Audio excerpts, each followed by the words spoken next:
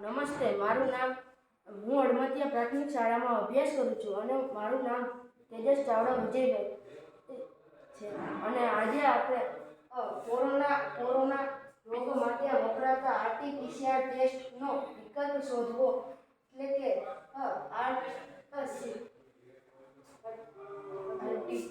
RT-PCR test આપણે આજે વાત કરવાના છીએ કે ચેપ કેમ ફેલાય છે. તેમ આપણે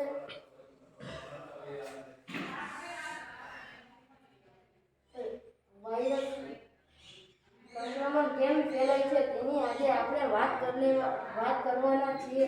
પણ 5000 વર્ષ પહેલા આયુર્વેદ પ્રમાણે સંક્રમણ પહેલા ચરક સંહિતામાં સંક્રમણ તથા તેના ફેલાવા વિશે લખેલું છે, જેને જન્મપદ ભ્રંશ કહેવામાં. જન્મપદ ભ્રંશ એક જ સમયે એક જ રોગના ફેલાવો, જેને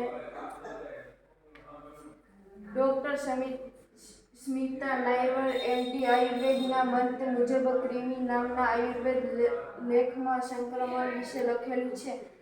જન્મપદ ભ્રંશ એક જ સમયે એક જ રોગના ફેલાવા, જેને એપેન્ડિક કહે છે. ક્રિમિ એક જ રોગ દેશ કે વિશ્વમાં ફેલાય છે, જેને પેન્ડેમિક કહે છે. ચેપ આયુર્વેદ પ્રમાણે ચેપ